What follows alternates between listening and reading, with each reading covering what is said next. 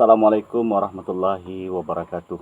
Waalaikumsalam warahmatullahi wabarakatuh. Yang saya hormati kaum muslimin muslimat di mana saja berada, semoga kita semua pada hari ini dalam keadaan sehat walafiat. Amin ya rabbal alamin. Pada hari ini saya ingin berbincang dengan tuan guru kita atau dipanggil Ustadz Marzuki. Tentu banyak di antara kita belum mengenali bagaimana latar belakangnya dan pengalaman beliau ini.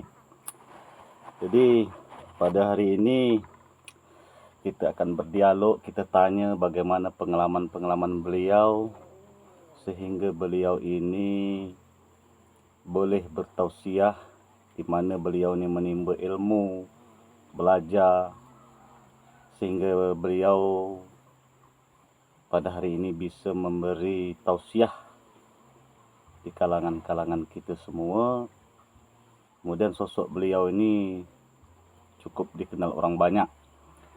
Jadi untuk itu perkenalkan saya Sapri, Pak Ujang ya, Pak Ustadz Ujang ya.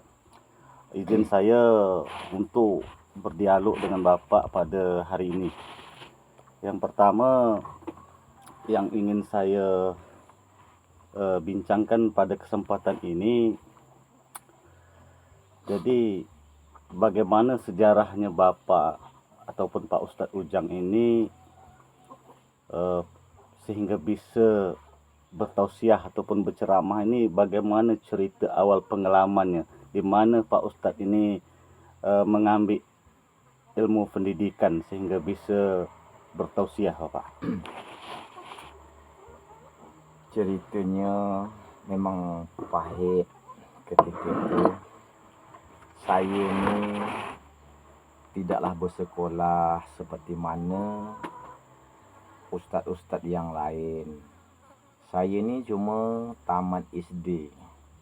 Jadi ketika semasa itu saya pergi undangan Isra wal Mi'raj.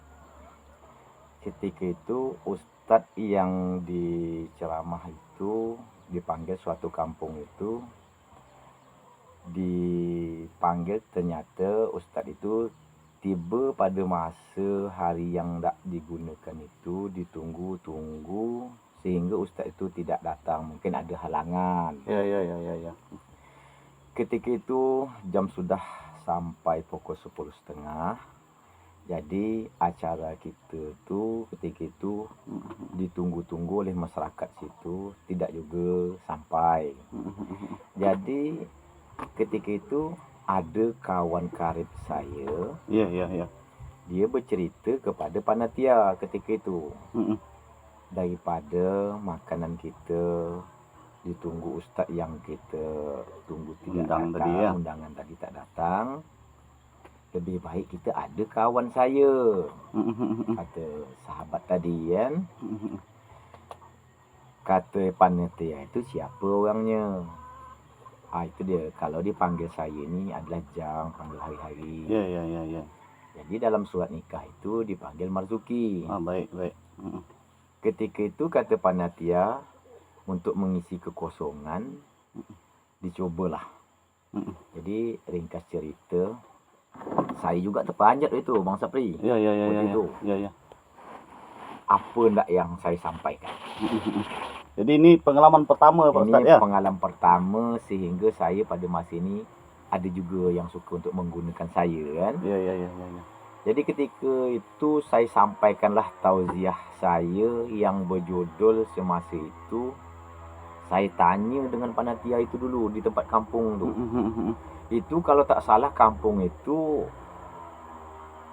Sangkar Baru tu kalau tak salah. Sangkar Baru, Desa Pelanduk. Desa Pelanduk. Itu peristiwa yang asli. Jadi pertama kali saya masuk ceramah. Jadi semasa itu saya sebutlah nama kawan saya itu, sahabat itu disebut Unggal Junai. Ya. Ini pengalaman pertama. Jadi adalah gugup macam-macam lah gugup ya. Ketika itu rasa saya, badan saya ini gemetarnya tak ada cerita. Orang ramai. Iya. Nama yang pertama ya. Nama yang pertama. Jadi ketika itu saya tanya, bapak-bapak, ibu-ibu, selama ada tegaknya musala di sini, berapa orang yang ustaz yang datang? Saya tanya Bang Sapri macam itu. Berapa orang ustaz yang datang? Yang datang pernah berceramah di sini. Sambil minum Pak Ustaz ya. Kata dia hampirlah berdiri musala ini hampir juga 6 tahun. 6 tahun berarti sudah 60 kali ceramah ustaz. 6 tahun juga dah banyak macam lah Pak Ustaz. Banyak macam lah Pak Ustaz. Ada satu Pak Ustaz, kata dia Pak Ustaz itu yang bernama, ini pengalaman yang pertama ni Pak Moni. Ya, pengalaman pertama ya. Pengalaman pertama. Saya ingat masa itu. Iaitu Ustaz dari Parit Selesung namanya. Dari Selesung. Dari Desa Pelandu. Ya. Jadi kata saya, Selesung ni desa Simpang Keteman tu. Simpang Keteman. Ya. Tapi saya tidak kenal. Ya. Tapi banyak ustaz sudah masuk. Jadi kata saya, sekarang bapak-bapak, ibu-ibu, kata saya, inilah kalau bapak ibu mau tahu, saya Ustaz Cobek. Ustaz Cobek ya. Cobek. Yang terakhir tadi masuk Ustaz Lesung. Selesung. Jadi Pak Ustaz yang datang ini Ustaz Cobek. Ustaz Cobek. Mantap. Ketika itulah. mantap. Jadi kata masyarakat cerita ni. Jadi kata masyarakat di situ, ini ya bau sedap juga nih. Ya. Jadi kata saya kalau sudah lesungnya sudah ada, ini cobek penggiling yang paling lutinya kalau bahasa kita tu giling lada tu Pak Abang. Bang Sabri ya. Okey. Faham. Jadi ketika itu saya belum dapat ceramah, orang masih ketawa.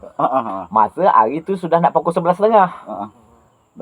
Dengan orang ketawa dah ada rasa hilang gugup dah. Hilang gugup kita. Ya. Jadi ketika itu kata saya, awal pertama yang saya buka ini, kata saya, bapak-bapak, ibu-ibu yang ada di sini, tentang Isra wal Mi'raj Nabi besar kita Muhammad sallallahu alaihi wasallam ni, bapak ibu pernah dengar? Kalaupun dia naik borak, sampai masa ini pun juga borak, tidak pernah berubah waktu itu. Betul. Jadi kata orang tu, mantap juga ni, abang ni. Kan? Ya kata saya, mantap tak mantap, itulah dapat pengalaman saya. Padahal kita bukan ustaz yang diundang ini bukan. Hanya pengganti. Pengganti kosong. Jadi ketika itu, jadi kata saya, kalau tidak ada akal, kekuatan-kekuatan berguna lah pada hari ini. Daripada makanan kita basi lah kalau kita kata orang kampung. Kerana kita tak bersekolah kan. Sebenarnya memang tidak disangka-sangka. Tidak disangka-sangka kita pakai baju biasa aja. Bukan kita ustaz yang diundang. Bukan ustaz yang diundang, kita pergi undangan. Mantap. Jadi kan, jadi ketika itu kita buka awal pertama setelah Muhammad Isra itu sampai langit pertama, sampai ke Sidratul Muntaha. Semua sudah faham cerita itu, kata saya Bang Sabri. Coba kita ambil sedikit masuk pengalaman pengajian, kata saya. Ini pengalaman saya. Ya. Kalau Muhammad itu orang yang terpilih, suatu masa nanti kita akan ikut Muhammad itu, kenal tidak, kata saya. Dengan Muhammad yang kita sebut tadi. Itulah awal pertama Bang Peri. Jadi saya bukalah suatu cerita, iaitu Awaluddin Ma'rifatullah. Awal-awal agama itu mengenal Allah. Apapun yang kita lakukan, kalau kita tidak mengenal Allah, maka kata Allah, tidak kenal di dunia, maka tidak kenal di akhirat. Jadi ketika itulah orang yang kata, ini mantap nih, kata dia. Bang Pri. Jadi kata saya, Bang Sabri, mantap tak mantap lah, itulah yang dapat cerita saya. Kerana kita bukan duduk di bangku sekolah. Kita duduk di bangku sekolah. Jadi hanya pengalaman duduk di kaji duduk. Kaji duduk lah ketika itu. Dari guru ke guru. Dari guru ke guru, sehingga pengalamannya dapat kita timba dengan ilmu. Jadi ketika itu sampai dengan penghujungan cerita. Jadi ada suatu kawan bertanya. Kata saya, boleh bertanya tentang solat. Jangan bertanya di tempat lain. Saya tidak faham kalau lingkungan sekolah. Saya tidak bersekolah, kata saya. Ditanyalah dia. Seandainya, kata dia, Pak Ustaz. Tak usah panggil saya Pak Ustaz, kata saya. Panggil Bang Jang aja. Ini kita bukan Ustaz memang. Kalau Ustaz tu Bang Peri, dia pakai selempang Bang Peri. Ini kita mengisi kekosongan. Itu pun tak disangka-sangka. Jadi orang tu tidak ada terlena dengan ceramah kita. Cuma kita bercerita. Jadi kata dia, dari mana, kata dia, Pak Ustaz tu dapat ilmu mengenal Allah ini? Inilah yang Bang Peri tanya tadi. Dari belajar dari duduk ke duduk, kalau bahasa kita. Kaji duduk ya? Kaji duduk. Habis guru, satu guru. Kalau dicerita, Bang Peri, saya mohon maaf Bang Peri yang sebesar-besarnya ni. Ya. sampai 12 guru kita belajar, tidak ada cerita lain. Cerita hanya mengenal Allah. Tauhid lah ya. Tauhid lah yang dikuatkan dia. Sebanyak 12 guru tadi. Sebanyak 12 guru itu tauhid lah yang diceritakan. Jadi sampai untuk menceritakan mengenal diri, mengenal Allah, kemudian itu barulah kita mengambil perilakunya, sifat sedia amanah tabligh fitnah sifatnya Muhammad. Semasa itulah saya habis dalam undangan itu Bang Pri. Lat 2 hari orang panggil kita pula semula. Apa suruh ceramah lagi? Suruh ceramah. Oh, ini sampai saat Ini ini. saat ini. Sampai saat ini berceramah ya. Berceramah. Jadi pengalaman tadi mengisi kekosongan ini berkepanjangan. Berkepanjangan. Iya. Ha. Padahal tidak ada terfikir bahawa kita nak jadi ustaz tu, Tidak tak ada. fikir demi Allah Bang Pri. Memang tak ada, kena kita merasa karakter kita ini bukan orang yang berpendidikan. Ya. Ha.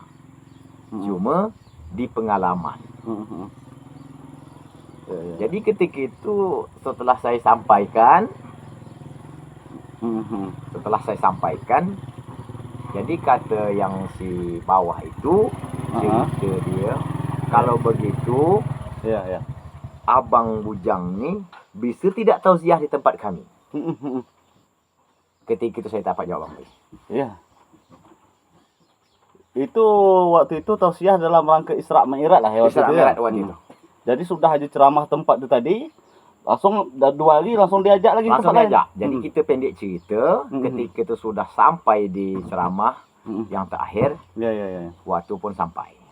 Ya. Waktu sampai, masuklah waktu zuhur. Kata yang si panitia tadi, Bang Ujang, tolong imam. Kata dia. Jadi jawab saya tidak boleh jadi imam. Saya orang musafir. Pendek cerita, jadi kata ketua-tua situ masih juga nak meraskan saya. Untuk imam tadi. Untuk imam. Saya jawab Bang Pri. Kata saya kalau untuk imam zuhur saya bisa lah. Imam Zuhur ya. Kalau untuk imam lain saya tak bisa. Kenapa kata dia? Kena zuhur tak ada bunyi suara. Itu cerita dia. Dia cegedik juga. Cerita juga waktu itu. Ya, sedap. Ayat tak bunyi. Ya, tak bunyi. Jadi orang tak dapat menilai Orang tak dapat menilai bacaan kita betul atau salah. Ini memang beri ceritanya. Ya, mantap. Jadi kata Pak Imam itu, kalau gitu Pak Ustaz ni boleh dia ada lawak dan ada lucu. Pada hari inilah yang sampai diguna orang Bamperi. Jadi balik kisah dari pengalaman mengisi kekosongan tadi sampai hari ini sudah berapa tahun ingat lah Pak Ustaz bertausiah di acara Maulid, acara Isra Mi'raj. 5 tahun lebih. Lah 5 tahun lebih. Jadi ilmu tadi bukan duduk di pesantren. Bukan. Demi Allah Bang Sapri, tidak saya duduk di pesantren. Hanya duduk Di di bangku Ma'rifatullah. kaji duduk Kaji duduk lah kalau bahasa kita, hanya guru kaji ke duduk. guru. Hilang guru ke guru. Sampai juga dengan guru Kalimantan. Ada juga dari Samarinda guru-guru yang datang. Jadi Pak Ustaz tentu Kita panggil Abang Jang je lah. baik panjang ya. Tentu pada saat itu ketika Abang Jang buka tentang ilmu Awaluddin Ma'rifatullah ini, tentu banyak juga yang termenung atau keheran-heranan atau ada timbul fitnah kah balik pada Kalau masalah fitnah, tidak semua orang yang faham dengan ilmu ini. Banyak ilmu syariat yang dikerjakan. Ketika saya menyampai dalam sekitar setahun saya berkecimpung untuk digunakan orang, adalah timbul fitnah bagi saya. timbul fitnah. Timbul fitnah. Ceritanya Pak Ustaz Ujang itu tidak bersekolah ceritanya. Dan juga tidak ada nas dan dalil dan hadisnya. Kalau salah pengertian itu bisa jadi gila, salah-salah sesat kata orang. Ya. Ketika itu pernah juga saya ditegur para ulama-ulama. Jadi saya pun mengaku kesalahan saya kerana saya tidak ada berpendidikan, tapi bukan saya yang mau, kata saya. Bang Supri, teman-teman kan. Hanya orang itu yang enggak. Seandainya salah dalam penyampaian saya, di mana salahnya, kata saya ketika Tolong itu. dibetulkan ya. Tolong dibetulkan saya. Ketika saya tanya seperti itu, orang tu tidak ada jawapan.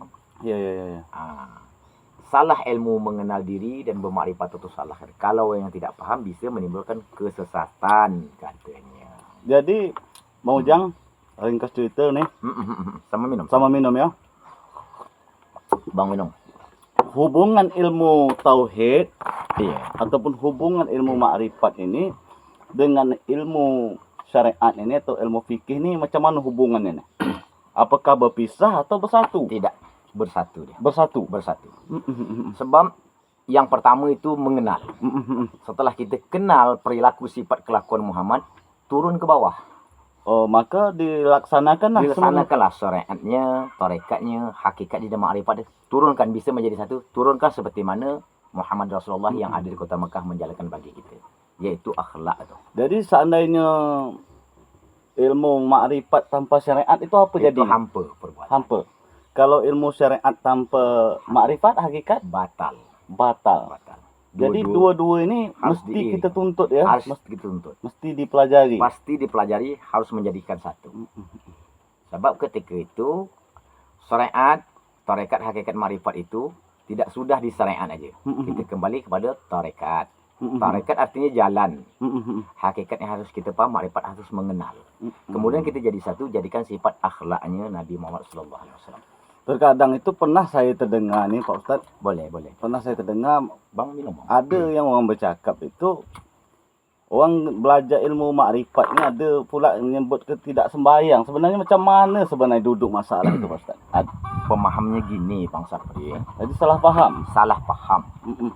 Orang yang sampai dengan ilmu ma'rifatullah ini, dia tidak payah sembahyang. Bukan tidak salatnya, bukan tidak sembahyangnya. Solat cuma dia melakukan tidak payah. Tidak payah. Oh ya.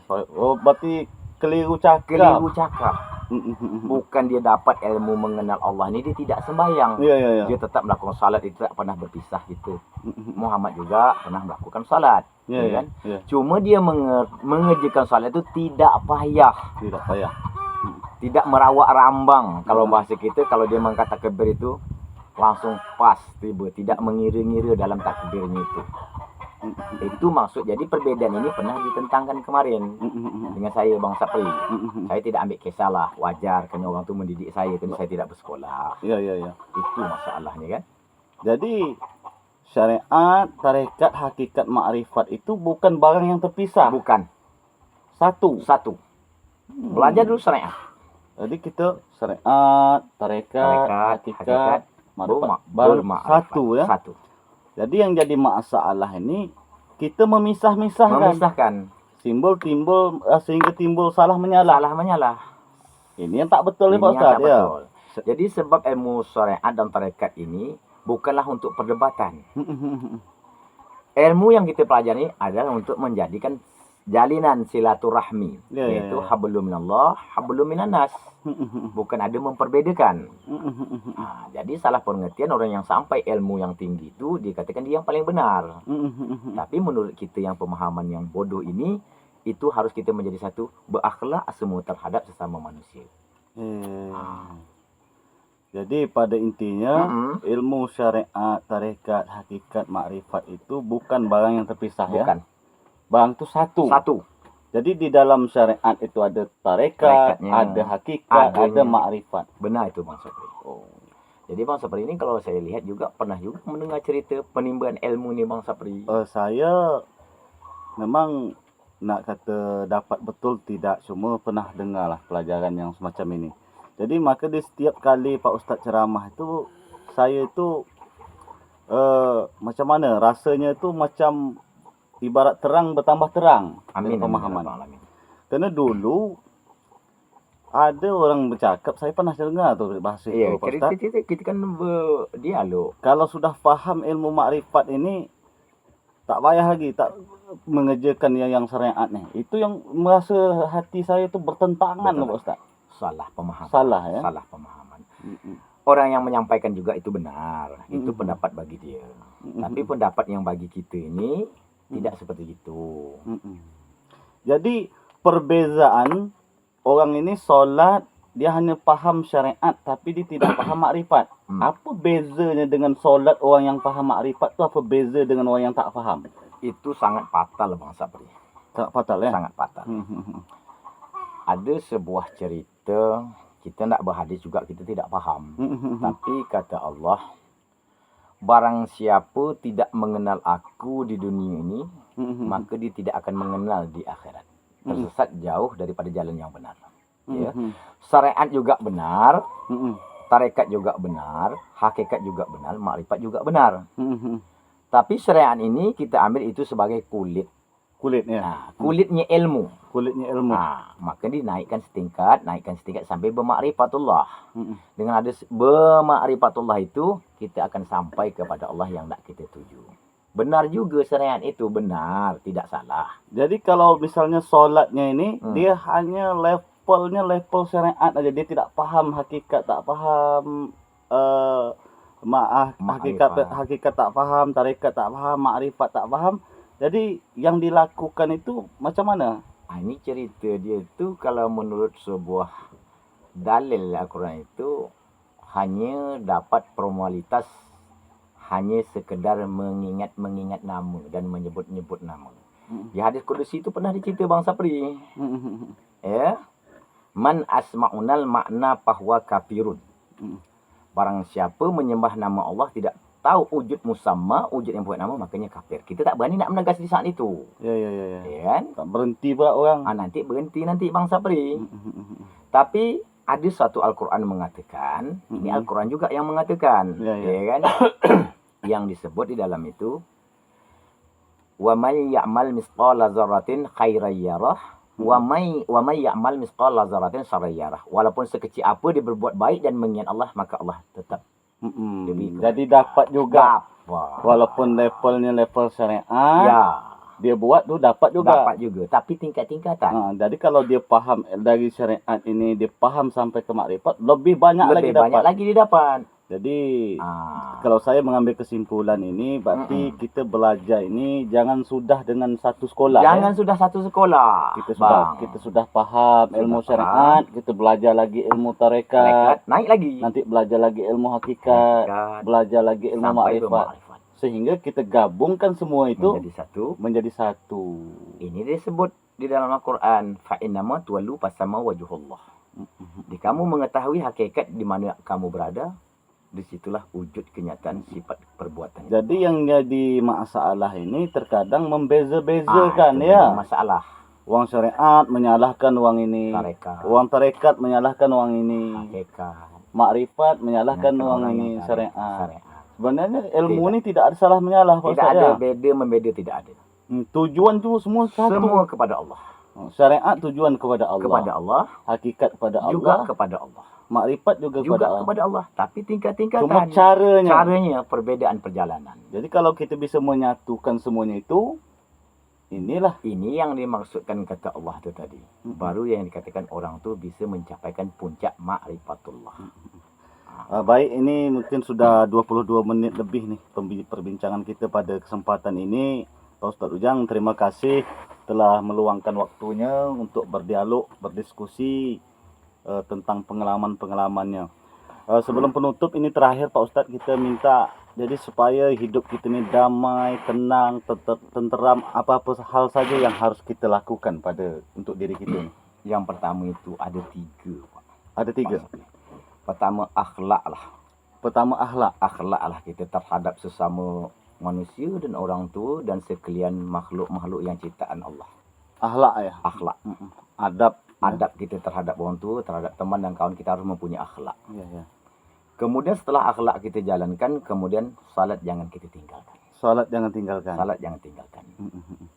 Barang siapa meninggalkan salat, maka segala amal lain belum diproses dan belum dihisab. Karena itulah tiang agama, agama kita. Baik. Kemudian yang ketiga, dengan orang tua kita. Dengan orang tua. Harus patuh dan harus hormat. Tanpa reda orang tua juga Allah tidak akan mereda kita. Itulah yang 3 kunci yang kita pegang pada hari ini, Bang Sapri. Mudah-mudahan dengan berpegang yang teguh seperti itu, Allah akan mereda segala perbuatan kita dan ketenangan jiwa kita akan dapat. Amin. Jadi sebagai kesimpulan untuk aktivitas hari-hari supaya diri kita ini tenang, tenteram. Jadi ada 3 hal. Akhlak, adab yang harus kita jaga ya. Yang kedua, salat jangan pernah ditinggalkan. Yang ketiga, terhadap orang tua. Berbaktilah kepada kedua orang tua. Kemudian itu yang terakhir. Jangan lupa kita bersedekah. Ulurlah tangan kepada orang yang membutuhkan dalam keadaan anak miskin. itulah bekal hidup kita. Jadi kita tambah sikit Bang Pri. Sedekah ya. Sedekah. Jadi sedekah ini ada suatu cerita bahawa solat itu ketika itu pertemuan itu Nabi Khidir dengan Allah pun saya lupa cerita itu. Dia pernah bertanya waktu itu, ya Allah, amalan apakah yang kamu reda atas diriku? Ketika jadi Allah jawab, amal yang aku reda itu, kata Nabi Khidir, apakah salatku, ya, apakah puasaku, ya, apakah zikirku, apakah salatku. Jadi kata Allah, salat itu hanyalah untuk dirimu. Jangan sampai kamu berbuat keji dan mungkar.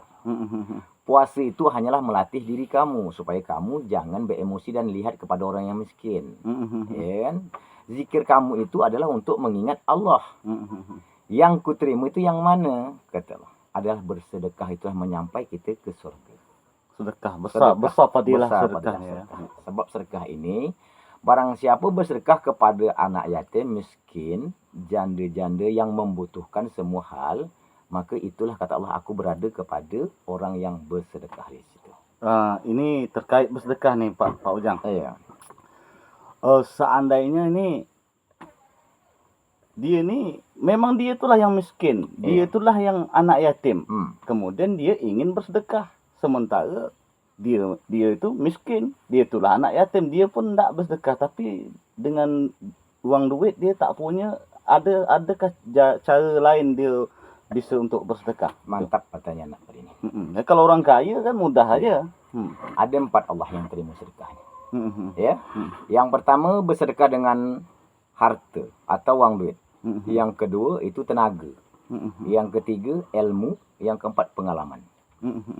Tak ada satu benda pun yang kita dapat yang tak air adalah dengan senyuman. Senyuman. Sekurang-kurang tidak ada harta, tidak ada dengan senyuman. Apabila seorang itu tidak ada melakukan dengan kesenyuman, itulah disebut manusia yang paling bakhil hidupnya.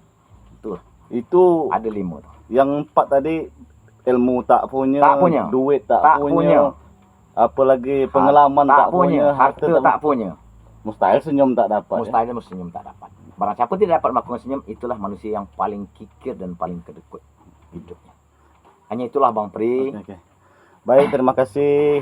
Itulah kawan-kawan semuanya, sekilas kita berdialog, bertukar pendapat, pengalaman bersama Ustadz Ujang, atau dipanggil, kalau saya manggil dia Bang Ujang. Kalau nama lengkap beliau Ustadz Marzuki ya. Itulah pengalamannya, sejarah-sejarahnya. Beliau ini bisa tausiah. Jadi hanya itu, nanti kita lanjutkan di sesi yang lain. Untuk sesi ini kita tutup. Akhir kata saya sudahi dengan doa wabillahi taufiq wal hidayah. Assalamualaikum warahmatullahi wabarakatuh. Waalaikumsalam warahmatullahi wabarakatuh.